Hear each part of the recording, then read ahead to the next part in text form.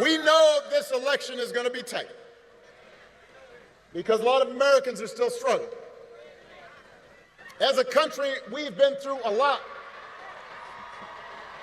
As a country, we've been through a lot over the last few years.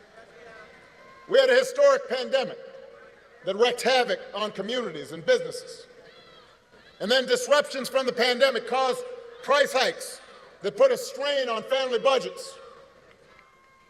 And people feel like no matter how hard they work, sometimes it feels like they're just treading water. So I get why people are looking to shake things up. What I cannot understand is why anybody would think that Donald Trump will shake things up in a way that is good for you, because there is absolutely no evidence that this man thinks about anybody but himself. I've said it before. Donald Trump is a 78-year-old billionaire who has not stopped whining about his problems since he rode down that golden escalator 9 years ago. And when he's not complaining, when he's not sending out crazy tweets, he's trying to sell you stuff. He's trying to sell you gold sneakers, trying to sell you a $100,000 watch, trying to sell you a Trump Bible, wants to sell you the Word of God, Donald Trump edition. Got his name right there next to Matthew and Luke.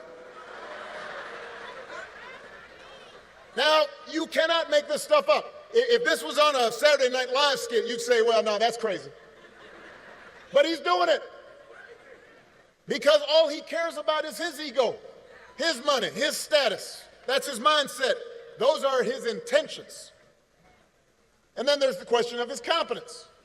I mean, have you seen Donald Trump lately? He out there giving 2-hour speeches, just word salad. Said the other day, January 6th was a day of love, he said that. Like it was Woodstock or Coachella. If your grandpa was acting like this,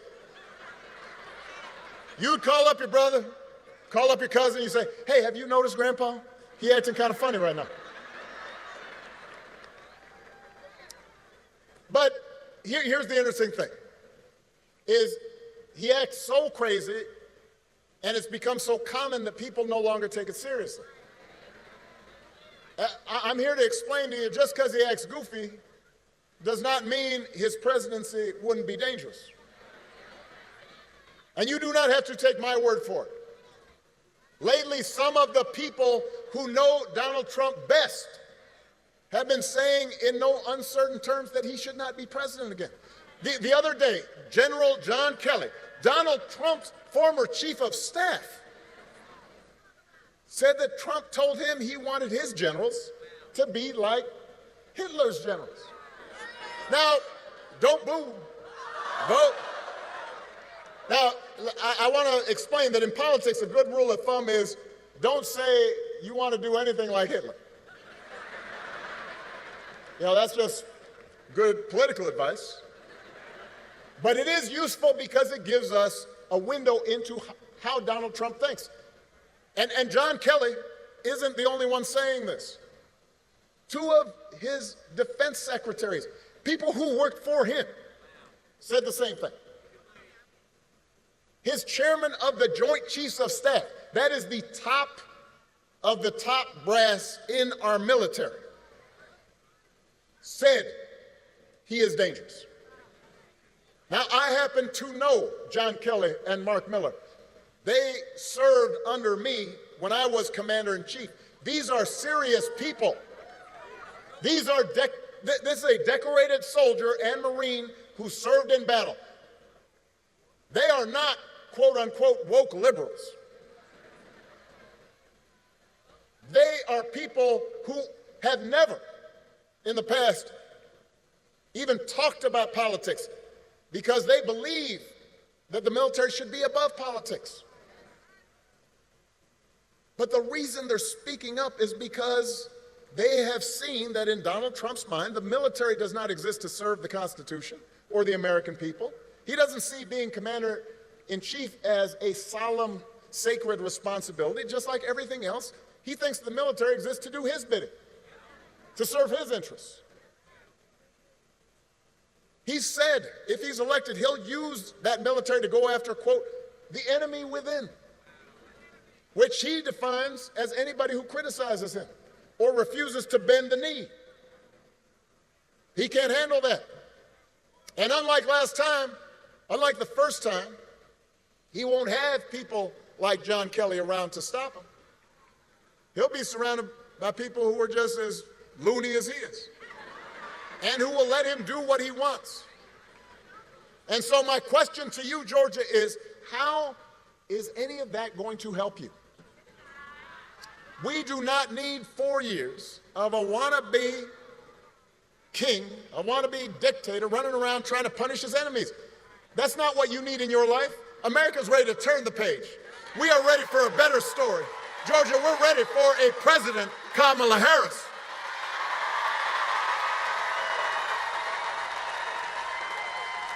And the good news is that Kamala Harris is ready for the job.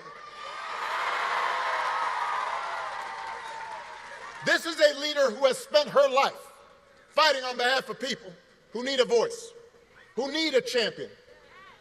Kamala wasn't born into privilege. She was raised in a middle-class family.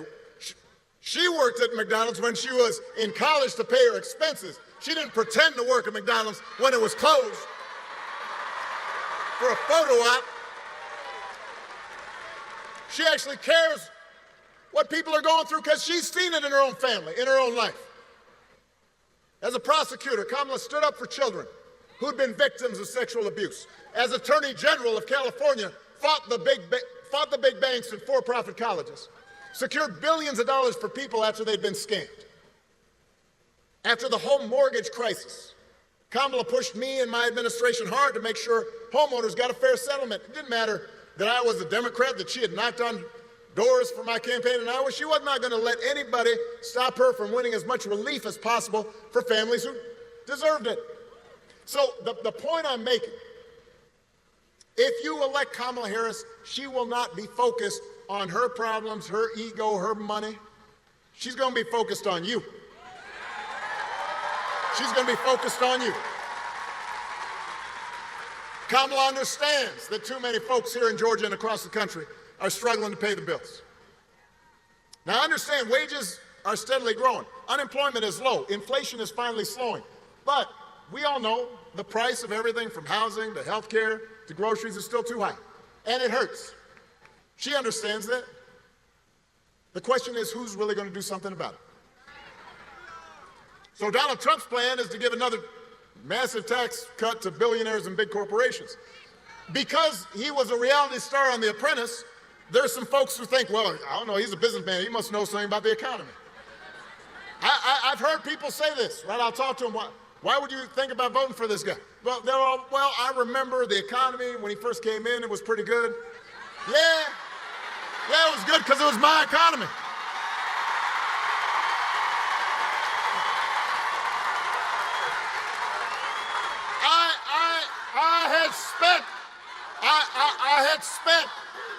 I had spent 8 years cleaning up the mess that the Republicans had left me.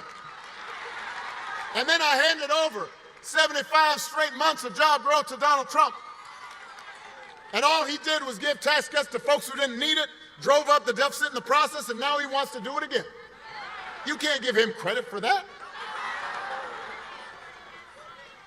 And then I hear, the other thing I hear, some folks will be like, well, Donald Trump sent me a check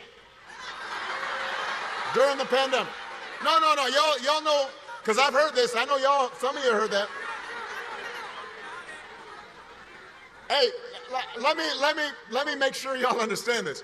Joe Biden sent you a check during the pandemic, just like I gave people relief during the Great Recession. The thing is, we didn't put our name on it because it wasn't about feeding our egos. It wasn't about advancing our politics. It was about helping people. That's the difference. Don't be giving them credit for that. Come on. They sent you a check. Do not fall for that okie doke. Don't be bamboozled. Don't get fooled. And don't get fooled when he talks about health care either. You ask Donald Trump what he's going to do to make health care more affordable. His only answer is end Obamacare, end the Affordable Care Act. He doesn't really know why he wants to end it, except for the fact that I passed it. The problem he's got now is that it's popular, because 50 million people have gotten health care because of it. So, a couple weeks ago, you remember during the vice presidential debate, his running mate had the nerve, had the chutzpah to say that Donald Trump, quote, salvaged the Affordable Care Act. Donald Trump spent his entire presidency trying to tear that thing down, and he couldn't even do that right. And now, 8 years after he was elected, when he was asked, well, what are you going to do? He says, well, I've got concepts of a plan for how he'd replace it. Now, I want y'all to think about this for a second. Let's say your boss on the job gives you an assignment, says, I need it by Friday. Friday rolls around, your boss says, so did you finish that project I asked you to do? And you say, well, I haven't actually started, but I got a concept for a plan. Or you could try this at home. Honey, did you throw out the trash? I have a concept of a plan to throw out the trash. How's that gonna go over? On the couch. That's how it'll go over. If it wouldn't work for you, why should it work for the next president of the United States? The good news is that Kamala Harris doesn't have concepts of a plan. She got a plan to make your life better. She's going to go after corporations that unfairly jack up prices. She's going to make it easier to build and buy a home. She's going to limit out-of-pocket health care costs. She's going to give a tax cut to 100 million middle-class families and working Americans. And if Congress passes a bill to restore the reproductive freedom that women had for nearly 50 years, the freedom that Donald Trump bragged about taking away, Kamala will sign it into law.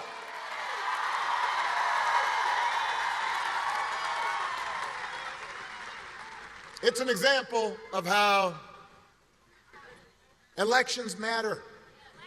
And I have to say, I get why folks get frustrated with politics. I do too sometimes. I don't watch cable news, because sometimes I get why people block it out. It just seems like everybody arguing and fussing. But I always tell people, look, politics, it's not going to solve all your problems. No president is going to eliminate poverty in one term or eliminate racism, because those problems are hard. It takes steps, a little bit at a time, but your vote matters, because that little bit of a time, that incremental improvement, that adds up. And things can get a little better, or they can get a little or a lot worse. When I was president, we did not solve all problems with our healthcare system, but 50 million people getting health insurance that didn't have it before, that made a difference. You know somebody who has health insurance because of it. And I'm going to give you another example. When I was president, we put together an entire playbook for how to deal with a pandemic, because we had dealt with Ebola, we had dealt with the H1N1 virus. We put together a plan, and we practiced, and we had all the agencies in terms of how you're going to deal with the schools, and how we're going to deal with the public health agencies. And we put it all together, and when Donald Trump came in, we gave him that playbook. And he, I guess, dropped it in the dustbin. 3 years later, a pandemic hit. And I want to be fair. Listen to me now. No matter who was president, the pandemic was going to be a huge crisis. People were going to get sick. People were going to die. Businesses were going to close. There'd be travel restrictions. It was a once-in-a-100-year event. But if you look at a country like Canada, the per capita death rate during COVID was 60% lower than it was here in the United States. So you do the math. Over 1 million people died during the pandemic here in the U.S. 60% of over 1 million, that's 600,000 people. That's grandparents. That's aunts. That's uncles, parents, co-workers, friends. Everybody here was touched by it. Some people might have been alive if we had had a competent administration who was paying attention and trying to do things better instead of talking about injecting bleach into your arm. Now, you remember that if somebody tells you it doesn't make a difference. It will not make things perfect, but it does make a difference. To have somebody who is competent, somebody who sees you, somebody who respects you, somebody who cares about you, somebody who understands your dreams. And you need to remind folks who are still on the sidelines that the election is about more than just policies, it's about values, and it is about character. Some of you know when I was growing up, I didn't have a father in the house. But I did have people around me, stepfather, grandparents, teachers, coaches, and most of all, my mother, who tried to teach me the difference between right and wrong, who showed me what it meant to be honest and responsible, to work hard, to treat other people the way I wanted to be treated. And look, I was a knucklehead sometimes when I was a kid, and I didn't always live up to those values, even as a young adult. But over time, I internalized those values. And as an adult, I said, this is what I need to stand on. This is my foundation. And I suspect most of you grew up the same way. And one of the most disturbing things about this election and about Trump's rise in politics is how we seem to have set the values we were taught aside. How we seem to disregard them. How we pretend they don't matter.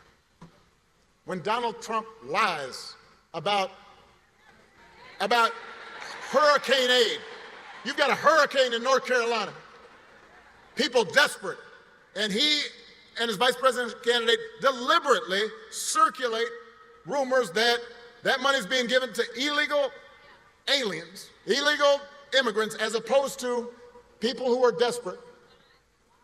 When he cheats or shows utter disregard for our Constitution, when he calls service members who died in battle losers, or fellow citizens vermin, people make excuses for it. They act like it's okay as long as their side wins. And I've noticed this especially with some men who seem to think Trump's behavior is a sign of strength, that macho, you know, I'm going to own these folks, I'm going to put them down. I am here to tell you, that is not what real strength is. It never has been. Real strength is about working hard and taking responsibility and telling the truth even when it's inconvenient. Real strength is about helping people who need it and standing up for those who can't always stand up for themselves. That's what we should want in our daughters and our sons. And that's what I want to see in the President of the United States of America.